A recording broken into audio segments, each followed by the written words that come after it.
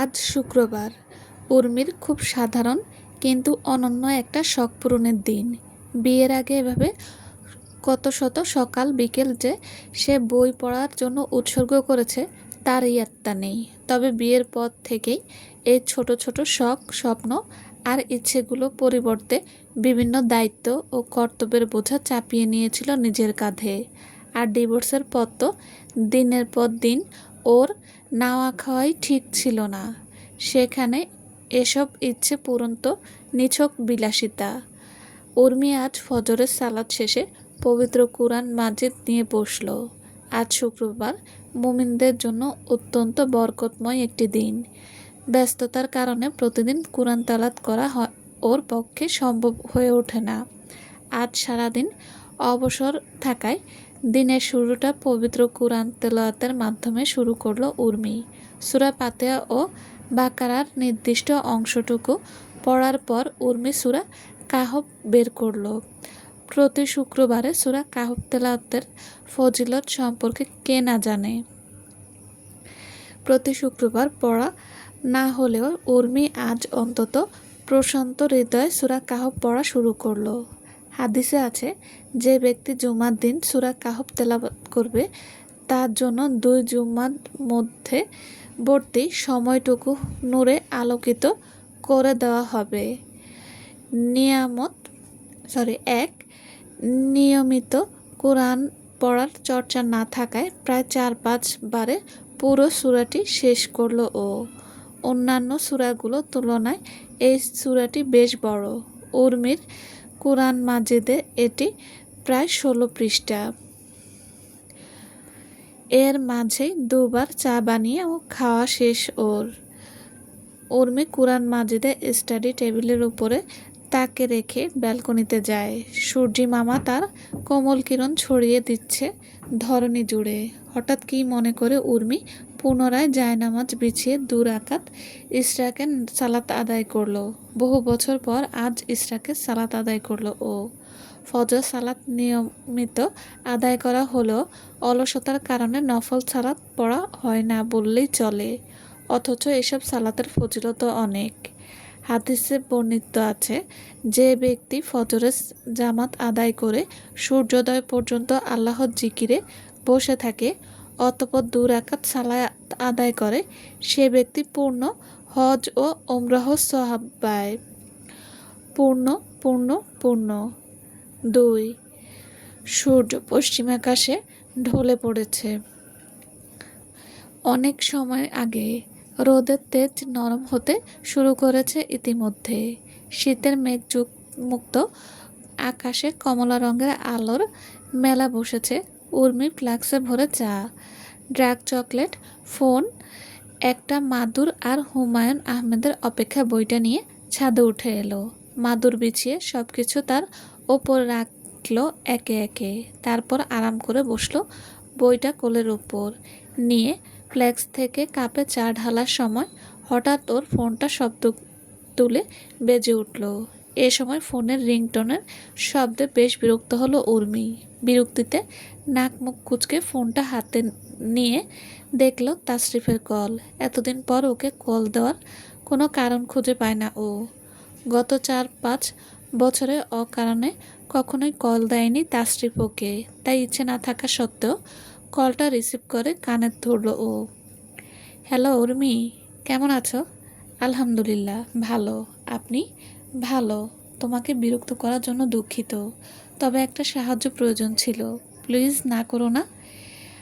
আমি কি সাহায্য করতে পারি আপনাকে? তোমাকে অ্যাক্সিডেন্টের সেই রাতে আমার যে বন্ধু হাসপাতালে নিয়ে গিয়েছিল, 2 দিন পর তার বোনের বিয়ে। আমি একটা শাড়ি গিফট করতে চাচ্ছি, তবে এই সম্পর্কে আমার জ্ঞান শূন্য, তাহিয়াও নেই, তাই বাধ্য হয়ে তোমায় কল করলাম।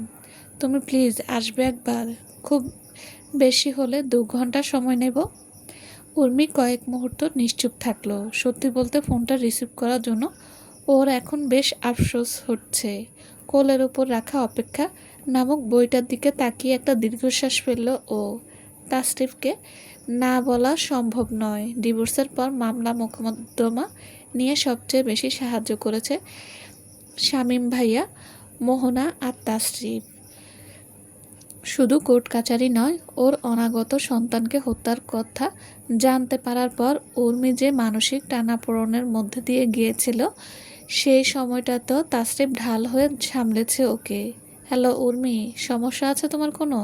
সমস্যা থাকলে আসার দরকার নেই, আমি কোনোভাবে ম্যানেজ করে নেব না হয়। উর্মি একটা দীর্ঘশ্বাস ফেলে বলল, না সমস্যা নেই, আসছি আমি। তুমি বাসার ঠিকানা বলো, আমি নিয়ে আসছি তোমাকে। সাথে বাইক আছে, তার প্রয়োজন নেই। আমি আপনি অপেক্ষা করুন, আমি শপিং মলেই আসছি কিছুক্ষণের মধ্যে। তাসরিফ হাল ছেড়ে দিয়ে বলল, অ্যাজ ইউর উইশ। বাড়ির বাগানে দোলনায় বসে সামনে থাকা টিয়া পাখির সাথে কথা বলছে স্পর্শ। টিয়া পাখিটা ডানা ঝাপটে উড়ে বেড়াচ্ছে পুরো বাগান জুড়ে, সেই সাথে টুকরো টুকরো কথা বলছে সামনে বসে থাকা মনিবের সাথে। যদিও সামনে থাকা শিশুটা মনিব কম বন্ধু বেশি। টিয়া পাখিটার এমন উড়াউড়ি দেখে বিরক্ত হলো স্পর্শ।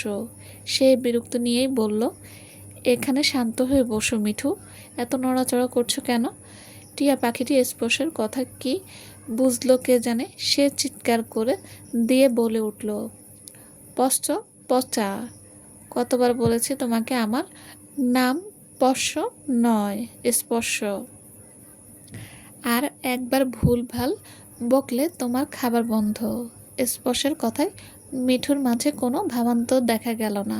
সে দিব্যি মনে সুখে শীষ দিচ্ছে, উড়ে বেড়াচ্ছে, আর মাঝে মাঝে নিজের ধারালো ঠোঁট দিয়ে স্পর্শের হাতে থাকা আপেলের টুকরোয় কামড় বসাচ্ছে।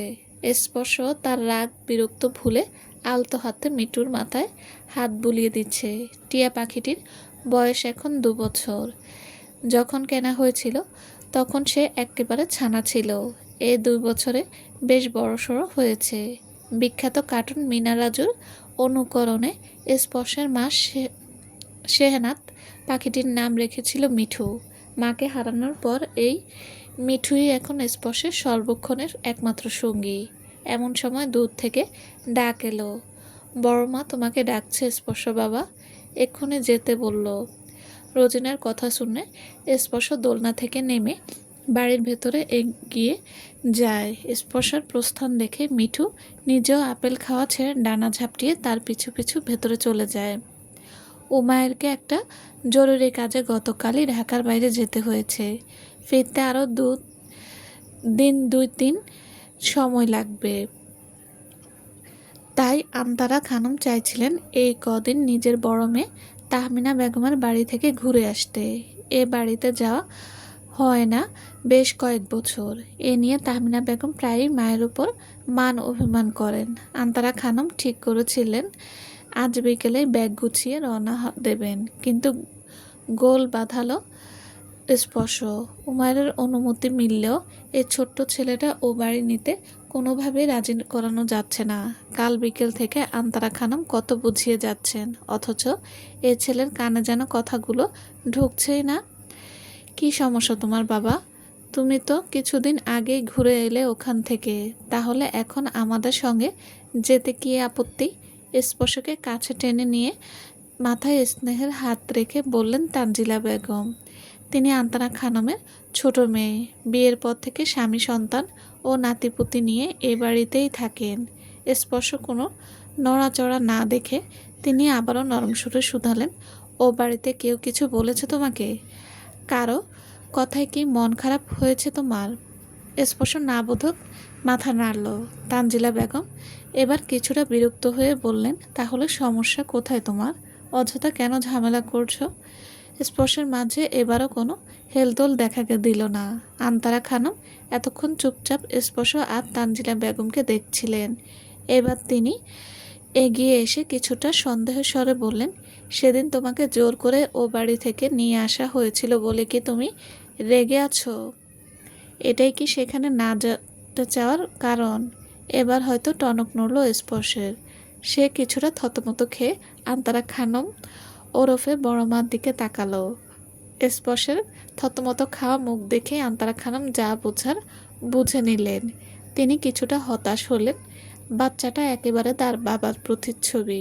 উমায়েরকে দেখে শান্তশিষ্ট, ভদ্র আর ঠান্ডা মাথার বুঝদার মানুষ মনে হলেও সে এমন ছোট ছোট বিষয় নিয়ে শৈশব থেকেই মনে মনে অভিমান পুষে রেখে। যার ওপর রাগ হয় তার সাথে কথা বলা সে না বন্ধ করে না ঠিকই, তবে আচরণ দিয়ে অপর পাশের মানুষটিকে ছটফট করিয়ে ছাড়ে। কোনো বিষয় নিজের মন মতো না হলে তা নিয়ে অভিযোগ করে না বটে, তবে সেই বিষয় থেকে নিজেকে পুরোপুরি বিচ্ছিন্ন করে নেয়। দুর্ভাগ্যবশত স্পর্শ ঠিক বাবার পথেই হাঁটছে। না হলে সে কবেকার এক সামান্য বিষয়ে কি কোনো শিশু আজও মনে রাখে? আন্তারা খানম নিজের হতাশা প্রকাশ না করে বলেন, আমি তবে তোমার আব্বুকে ফোন করে বলি, দেখি সে কি বলে। তোমাকে তো আর একা রেখে যেতে পারবো না। স্পর্শ কিছুক্ষণ থেকে বলে, আব্বুকে কল করার দরকার নেই, আমি তোমাদের সঙ্গে যাচ্ছি, তবে আমি ও বাড়িতে বেশি দিন থাকবো না, কাল পরশুই চলে আসতে হবে। আন্তারা খানম কথায় রাজি হলেন। স্পর্শ নিজের ঘরে গেলে তৈরি হতে। বাচ্চাটা একা একাই নিজের সব কাজ করতে পারে, তার আব্বু ছাড়া অন্য কেউ সাহায্য করতে গেলেই বরং সে বিরক্ত হয়। তাসরিফের পরিকল্পনা ছিল শুধু শাড়ি কেনার, কিন্তু শেষমেশ কনের জন্য পছন্দসই একটি ব্রেসলেটও কিনে ফেলল সে। 2 ঘন্টার কথা বলে বের হলেও কেনাকাটার ঝক্কিতে ইতিমধ্যে প্রায় ঘন্টা 3 পেরিয়ে গেছে। মাগরিবের আজান হয়ে গেছে বেশ কিছুক্ষণ। উর্মি বারবার ঘড়ির দিকে তাকাচ্ছে। বাসায় ফেরার জন্য তার মনে ছটফটানি শুরু হয়েছে, অথচ তাসরিফের দেখা নেই। শপিং ব্যাগগুলো উর্মির হাতে গুছিয়ে দিয়ে লোকটা যে কোথায় উধাও হলো কে জানে। ইতিমধ্যে মিনিট 10 কেটে গেছে। হাতে এই ব্যাগগুলো না থাকলে উর্মি এতক্ষণে নিশ্চিতভাবে বাড়ির পথে রওনা দিত। বিরক্ত নিয়ে আরও মিনিট 2 অপেক্ষার পর উর্মি পার্স থেকে ফোন বের করলো তাসরিফকে কল দেওয়ার জন্য, কিন্তু কল করার ঠিক আগ মুহূর্তে রাস্তার উপর পাশে পরিচিত এক অবয়ব নজরে আসতেই হাতের ফোনটা নামিয়ে রাখলো উর্মি। সতর্ক দৃষ্টিতে রাস্তার দুপাশে চোখ বুলিয়ে হাতে বাড়তি একটি শপিং ব্যাগ নিয়ে উর্মি এর দিকে এগিয়ে আসছে তাসরিফ। তাসরিফের হাতে নতুন আরও একটি শপিং ব্যাগ দেখে উর্মির বিরক্তি চরমে পৌঁছালো। যেখানে শুধু একটা শাড়ি কেনার কথা ছিল, সেখানে লোকটা শাড়ির সাথে সোনার ব্রেসলেটও কিনে ফেলেছে। এখন আবার নতুন আরেকটা ব্যাগ। বড় লোকদের যত সব বড়লোকই কারবার। উর্মি যখন বাসায় ফিরল তখন আশেপাশের মসজিদগুলো থেকে এশার আজানের সুমধুর সুর ভেসে আসছে। সন্ধ্যার আগে ফেরার কথা থাকলেও ফিরতে ফিরতে বেশ রাত হয়ে গেছে। হাতের পার্সটা বিছানায় অযত্নে ছুঁড়ে ফেলে বোরকা আর হিজাব খুলে নিল সে। নিজের ওপর চিরবিড়ানো রাগটা আবারও মাথা চাড়া দিয়ে উঠল।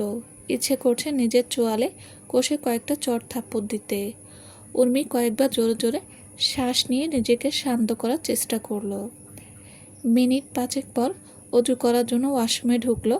বাইরে থাকার কারণে আসর আর মাগরিবের সালাত আদায় করা হয়নি শেষ, তাই আগের 2 ওয়াক্তের কাজা শেষ করে এশার নামাজে দাঁড়ালো। সালাত শেষে মোনাজাতে 2 হাত তুলে উর্মি কিছুই বলতে পারল না। তার ভেতরে দলা পাকিয়ে থাকা কষ্টগুলো কান্নার তোড়ে হুড়মুড়িয়ে বেরিয়ে এলো। বাঁধভাঙা কান্নায় ভেঙে পড়ে সে, তবে এখন আর নিজেকে সামলানোর বিন্দুমাত্র চেষ্টা করল না। নিজের ভাঙাচোরা খণ্ড বিখণ্ড অন্তরটা কোনো পর্দা ছাড়াই মেলে ধরল মহান রবের দরবারে। বর্তমানে এই একটি জায়গায় তার অবশিষ্ট আছে, যেখানে কোনো ভনিতা ছাড়াই নিজেকে পুরোপুরি উন্মুক্ত করা যায়। কান্নার মাঝেই উর্মির চোখের সামনে ভেসে উঠল ঘণ্টা কয়েক আগের সে দৃশ্যগুলো। তাসরিফ নতুন একটি শপিং ব্যাগ হাতে তার দিকে এগিয়ে আসছিল। উর্মি নিজের হাতের ব্যাগগুলো তাসরিফের দিকে বাড়িয়ে দিয়ে যখন বাসায় ফেরার কথা বলল, তখন তাসরিফ সদ্য কেনা ব্যাগটি উর্মির হাতে ধরিয়ে দিয়ে বলে, জানি তুমি রাজি হবে না, কিন্তু প্লিজ এই ছোট্ট উপহারটি ফিরিয়ে দিও না। এতক্ষণ তোমাকে কষ্ট দিয়ে পুরো মার্কেট ঘোরালাম, 2 ঘন্টার কথা বলে 4 ঘন্টা সময় নষ্ট করলাম, তাই এটা আমার পক্ষ থেকে ছোট্ট একটা ক্ষমা প্রার্থনা হিসেবে না হয় গ্রহণ করো। উর্মি একবার শান্ত দৃষ্টিতে তাসরিফের হাতে থাকা শপিং ব্যাগটার দিকে তাকালো। ব্যাগটা দেখে মনে হচ্ছে এটার ভেতরে সম্ভবত একটা শাড়ি আছে। ব্যাগ থেকে নজর সরিয়ে এবার সে সরাসরি তাসরিফের চোখের দিকে তাকালো। উর্মি সাধারণ এভাবে সরাসরি তাকায় না, তার তার স্থির চাহনিতে তাসরিফ কিছুটা থতমত খেয়ে যায়। নিজের ভেতরের অনুভূতির দামামা আড়াল করতেই হয়তো তাসরিফ দ্রুত নিজের নজর সরিয়ে নেয়। নিচের দিকে তাকিয়ে সে মৃদুস্বরে বলে, এটা সামান্য একটা শাড়ি উর্মি, সোনাদানা বা হীরে জহরত কিছু জাতীয় কিছু নয়। জবাবে উর্মি কেবল ছোট্ট করে বলল, দুঃখিত। তাসরিফ থমথমে মুখে উর্মির দিকে দৃষ্টি ফেরায়।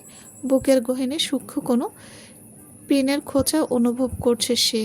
ডিসেম্বর মাসের হাড় কাঁপানো এই শীতের সন্ধ্যায় হঠাৎ করেই কেন যেন গলা শুকিয়ে আসছে তার। কিসের জন্য এভাবে চোখে চোখ রেখে দুঃখিত বলছে উর্মি? শুধু উপহারের শাড়িটা নিতে পারবে না বলে, নাকি অন্য কিছু? তাসরিফ যে অহেতুক ভয়টাকে সত্যি করে দিতেই হয়তো এবার মুখ খুলল উর্মি, একেবারে শান্ত শীতল কণ্ঠে তাসরিফের চোখে চোখ রেখে কোনো প্রকার ফণিতা ছাড়াই বলতে শুরু করলো, আমি সত্যি দুঃখিত। আপনার দেওয়া এই শাড়িটা আর আপনার অনুভূতি কোনোটাই আমার পক্ষে গ্রহণ করা সম্ভব নয়। আমি এখন আর সেই কিশোরী উর্মি নই। বর্তমানে আমি একজন ডিভোর্সি নারী, যে নিজের মন থেকে শুরু করে পরিবার, সমাজ সবার সাথে যুদ্ধ করে যাচ্ছে শুধু আত্মসম্মান নিয়ে মাথা উঁচু করে বাঁচার জন্য। এ পর্যায়ে এসে উর্মির গলা ধরে আসে। বুকের ভেতর চেপে রাখা কষ্টগুলো দলা পাকিয়ে বেরিয়ে আসতে চায়। কান্না আটকে রাখার চেষ্টায় গলার ভেতর এক অসহ্য যন্ত্রণায় কুঁকড়ে যাচ্ছে সে। উর্মির কথা শুনে তাসরিফের চোয়াল শক্ত হয়ে এলো।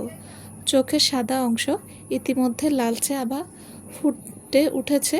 কয়েক মুহূর্তের বিরতি নিয়ে উর্মি পুনরায় বলল, বিচ্ছেদ যে কারণেই হোক, এই সমাজে ডিভোর্সি মেয়েদের পায়ে পায়ে দোষ খোঁজা হয়। যেখানে নিজের আত্মসম্মানের সাথে আপোষ করব না বলে স্বামীর ঘর ত্যাগ করেছি, সেখানে আপনার কিছু অবাঞ্ছিত অনুভূতির জন্য নিজের চরিত্রে কলঙ্কের দাগ লাগাতে দেওয়া আমার পক্ষে অসম্ভব। তোমার সম্মানে কোনো আঘাত আসবে না, আর না তোমার চরিত্রে কোনো দাগ লাগবে। আমি পূর্ণ মর্যাদাতেই তোমাকে আমার ঘরের ঘরণী করতে চাই উর্মি, দৃঢ় অঙ্গীকার সুরে বলল তাসরিফ। এটা কখনো সম্ভব না। কেন সম্ভব না উর্মি? তুমি কি সমাজের ভয় পাচ্ছ? পরিবার, সমাজ, আইন সব কিছুর ঊর্ধ্বে আমি তোমাকে ভালোবাসি। তবে তুমি দুশ্চিন্তা করো না। পরিবার, সমাজ, আইন, রাষ্ট্র সব কিছুর সামনেই সমস্ত নিয়ম মেনে আমি তোমার হাত ধরব। তুমি শুধু তুমি একবার সম্মতি দাও, বাকিটা আমি সামলে নেব। তোমাকে কোনো কিছু নিয়ে ভাবতে হবে না। তোমার চাওয়াটুকু আমার জন্য যথেষ্ট। উর্মিকে বোঝানোর সুরে বলল তাসরিফ। উর্মি স্থির কণ্ঠে জবাব দিল, কিন্তু আমি নিজেই তো তা চাই না। এই সম্পর্কের জন্য আমার কাছে দেওয়ার মতো আর কিছুই অবশিষ্ট নেই। না বিশ্বাস, না ভরসা, আর না কোনো অনুভূতি। আমি কখনো কোনো পুরুষকে নিজের জীবনে পুনরায় জায়গা দিতে পারবো বলে মনে হয় না। তাই দয়া করে আমাকে আমার মতো করে বাঁচতে দিন। তাসরিফ এসব মানতে চায় না। সে তার জীবনের প্রথম অনুভূতিকে পুনরায় হারাতে রাজি নয়। তাই সে আবার উর্মিকে বোঝানোর চেষ্টা করে বলে, দেখো উর্মি, তোমার ওপর আমার কোনো জোর নেই। তোমার যত ইচ্ছে সময় নাও, আমার তাতে বিন্দু মাত্র অসুবিধা নেই। শুধু এতটুকু প্রতিশ্রুতি দাও যে কোনো দিন যদি তুমি তোমার জীবনের সঙ্গে কোনো পুরুষকে জড়াতে চাও, তবে সেই পুরুষটি যেন শুধু আমিই হই। ব্যাস, এর বাইরে তোমাকে আর কিছু বলবো না। কোনো বিষয়ে আমার দিক থেকে কোনো জোর জবরদস্তি নেই। তুমি এ পর্যায়ে তাসরিফকে কথা শেষ করতে দিল না উর্মি। তার কথার মাঝেই বরফ শীতল কণ্ঠে বলে উঠল, শুনেছি ভালোবাসলে নাকি মানুষ প্রিয়জনের ভালো থাকার জন্য মানুষ সব কিছু করতে পারে। আজ আমি আপনার সেই অনুভূতির মূল্য স্বরূপ নিজের সম্মান আর চরিত্র কোনো আঘাত ছাড়াই সমাজে মাথা উঁচু করে বাঁচতে চাইছি। আপনার মনে যদি সত্যি আমার জন্য ভালোবাসার অনুভূতি থেকে থাকে, তবে আমার ভালো থাকার জন্য আজ এই মুহূর্তে আপনার সেই ভালোবাসার বিসর্জন দেবেন। আর যদি তা না পারেন, তবে আজ যাই হোক কোনোদিন আমার সামনে ভালোবাসার দাবি নিয়ে আসবেন না। কারণ তখন তার ভালোবাসা থাকবে না, তা হবে শুধুই আপনার মোহ আর জেদের সমষ্টি। তাশরিফের চোখের লালচে ভাব ছাপিয়ে এবার যেন চোখ দুটো রক্তবর্ণ ধারণ করলো। গলা শুকিয়ে কাঠ হয়ে গেছে, প্রচণ্ড তৃষ্ণায় বুকের ভেতর হাঁসফাঁস করছে। সে এতদিন ভেবেছিল উর্মি হয়তো তার অনুভূতি সম্পর্ক অবগত নয়, তাই সে চেয়েছিল উর্মিকে পর্যাপ্ত সময় দিতে, যেন তার মনের ক্ষতগুলো শুকিয়ে যায়। ভেবেছিল বছর খানেকের মধ্যে নিজের ক্যারিয়ার গুছিয়ে নিয়ে ধীরে ধীরে উর্মিকে বুঝিয়ে রাজি করাবে। যত বছর অপেক্ষা করতে হয় সে করবে।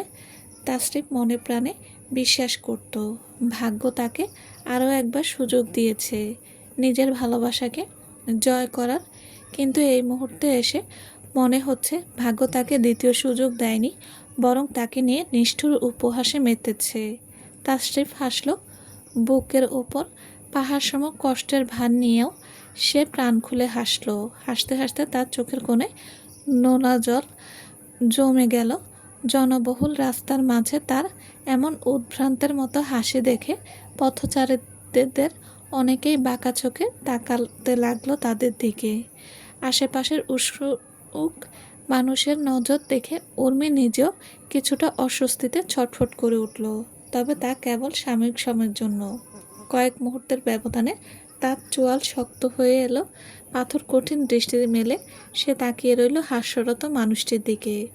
উর্মি সেই কঠিন চাহনি দেখে তাশরিফের হাসি কমে এলো। ঠোঁটের কোণে বিষাদ মাখা হাসি ঝুলিয়ে সে বলল, দুঃখিত মাঝ রাস্তায় এভাবে পাগলের মতো হাসাহাসি করার জন্য।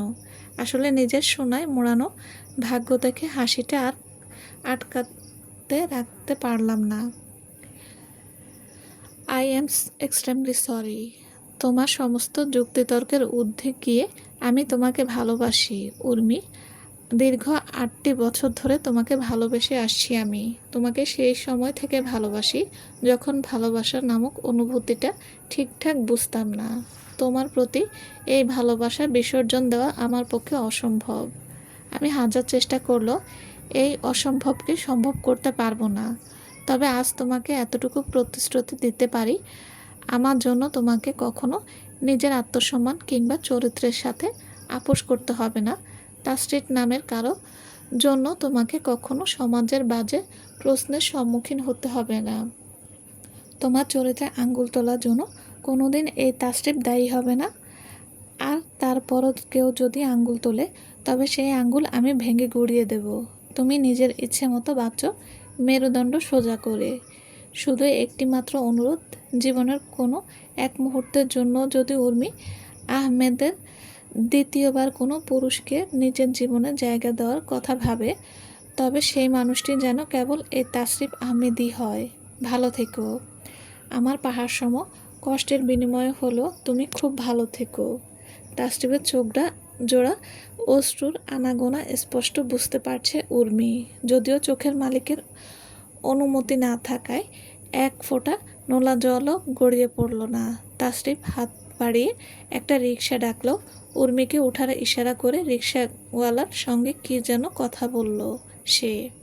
উর্মি সেই কথাগুলো ঠিকমতো বুঝতে পারল না, আর বুঝতেও চাইল না। এই মুহূর্তে তার আর কিছু ভালো লাগছে না। সে কেবল যন্ত্রের মতো চুপচাপ রিকশায় উঠে বসলো। রিকশা চলতে শুরু করলো। উর্মি একবারের জন্য পিছন ফিরে তাকালো না, তবে পিছনে না তাকালেও সে স্পষ্ট বুঝতে পারছিল পেছনে দাঁড়িয়ে থাকা তাশরিফ এক দৃষ্টিতে তার চলে যাওয়া পথের দিকে তাকিয়ে আছে। দীর্ঘ একটি শ্বাস টেনে আকাশের দিকে তাকালো উর্মি। আবছা অন্ধকারে ঢাকা আকাশের দিকে সে এক পলকে তাকিয়ে রইল। কিছুক্ষণ পর দৃষ্টি ঘুরিয়ে রিকশা হেলান দিয়ে বসে ব্যস্ত রাস্তা, কর্মব্যস্ত মানুষ আর পিঁপড়ার মতো সারি বেঁধে চলা যানবাহনগুলোর দিকে শূন্য দৃষ্টিতে তাকালো। আকস্মিক সেই শূন্য দৃষ্টি স্থির হলো রাস্তার ওপারে দাঁড়িয়ে থাকা একজনের উপর। লোকটির হাতে বাচ্চাদের জন্য বিশাল এক টেডি বিয়ার, অন্য হাতে বেশ কিছু শপিং ব্যাগ। দেখেই বোঝা যাচ্ছে এগুলো বাচ্চাদের খেলনাপাতি। মুহূর্তেই উর্মির শ্বাস বন্ধ হয়ে আসতে চাইল। এতক্ষণ বুকের ভেতর দলা পাকিয়ে থাকা কান্নাগুলো এবার হুড়মুড়িয়ে বেরিয়ে আসতে চাইল। এই মানুষরূপী জানোয়ারটার সাথে উর্মি দীর্ঘ 4টি বছর সংসার করেছিল। তার সন্তানকে গর্ভে ধারণ করেছিল সে, অথচ এই মানুষরূপী পশুটার পাশবিক লালসার বলি হতে হয়েছে তার অনাগত সন্তানকে। আজ উর্মির উক্ত সুখ পাখি তার পায়ের কাছে গড়াগড়ি খেলেও তাকে ছুঁয়ে দেখার সাহসটুকু ওর মাঝে অবশিষ্ট নেই। অথচ এই অমানুষগুলো কি অবলীলায় সুখে শান্তিতে সংসার করছে।